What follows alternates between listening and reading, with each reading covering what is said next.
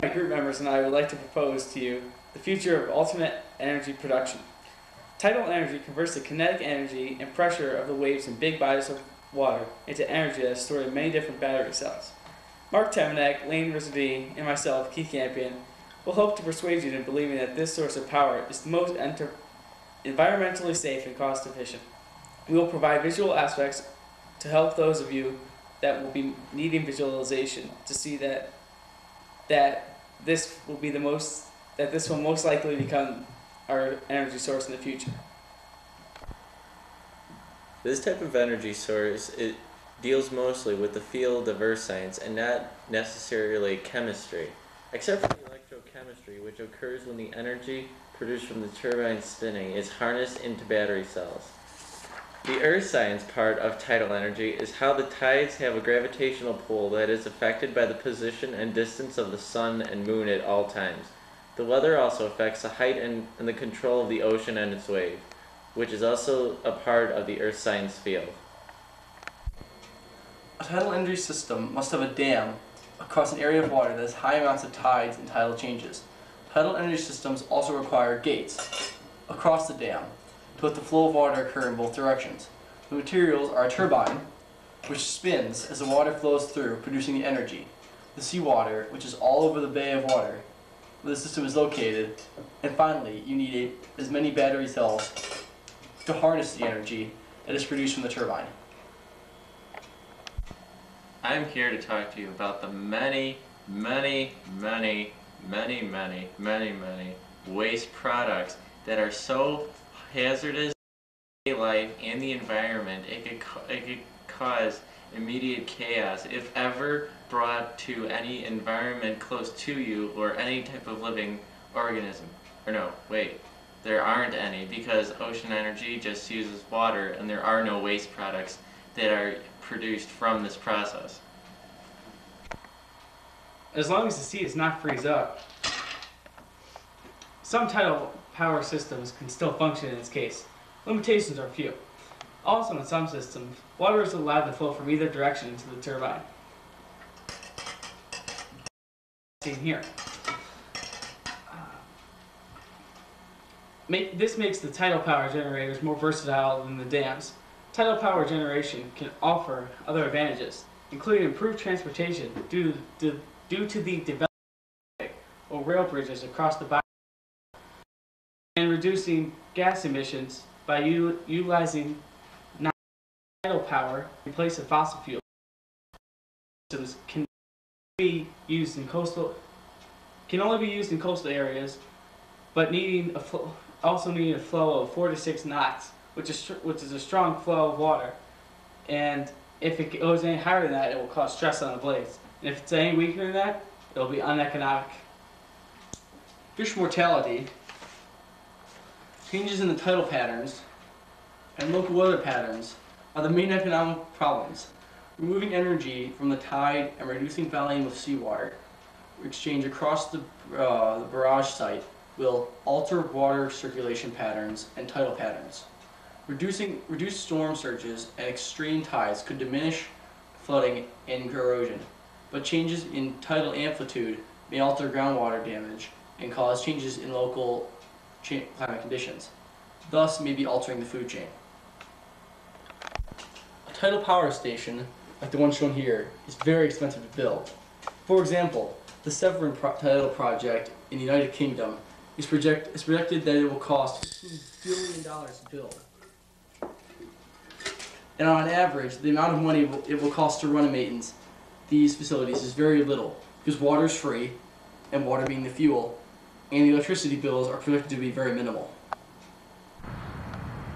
Now we're going to demonstrate the different types of turbine systems that can be used in ocean tidal power. This is known as a bulb turbine. As you can see, here's the bulb right here and the bulb hanger. The water flow comes in, and here's the bulb casing. The steady plinth also holds the bulb in place. The water comes this way and it spins the turbine blade, and the distributor makes sure that it's distributed evenly over the blade in order to reduce any type of friction. And these are used mainly in France at the Lorentz generator. This turbine is known as the rim turbine, which is used mainly in Canada, or more specifically Nova Scotia. It's a very simple it's a very simple turbine system that we are going to be demonstrating. As the water comes in here, there are two holders here. The turbine blades are in this region. As the water comes through here and spins the blades to cause the kinetic energy to create electricity to flow through here and up to the generator.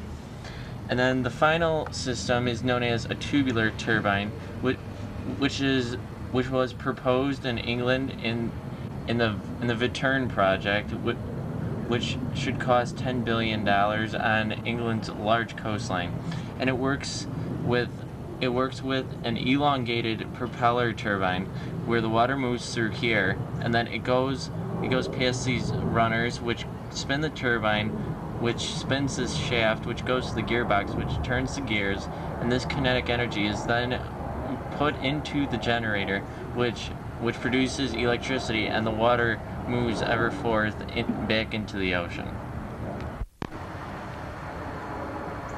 As you can see, there's a lot of nature surrounding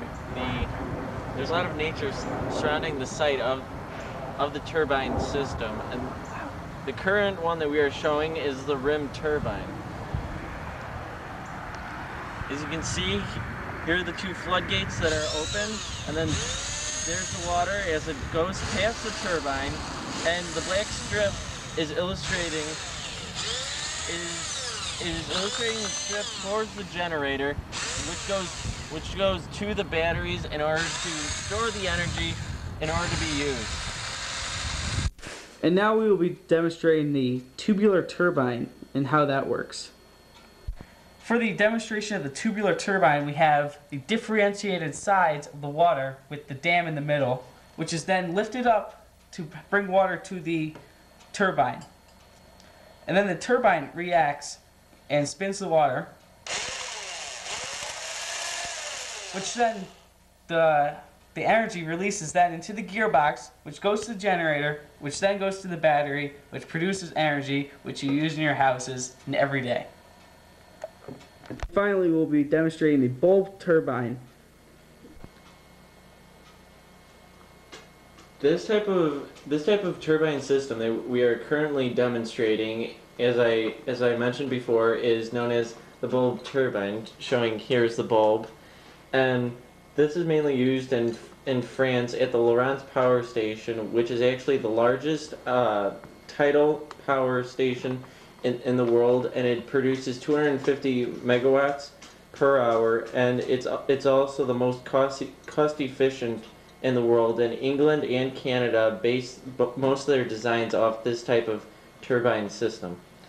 As you can see, as the water is here, as it comes through, it starts the turbine. Then, as the turbine spins, it goes through the bulb, and the kinetic energy created by this type of movement in the water goes through the bulb, which spins the turbine within it. It goes up through the generator, which is housed inside here and attached further inside the power system, and it goes down into the energy cells, which store the electricity. And from these energy cells, there are wires that go to the outside to larger generators that distribute the electricity to the public for use. And we believe, our group of Mark Temenek, Lane Rossadini, and myself, Keith Campion, we believe that the tidal power system is the best environmentally, economically, and cost-efficient of all of the types of power sources that are available, because it doesn't pose any real threat to the environment, except that some fish die. But other than that, it's fine, and produces a lot of energy for people that use it on a daily basis, without the use of minerals or materials that contaminate the world and do bad things. So if you look out there, you'll see that tidal energy is the best energy source ever.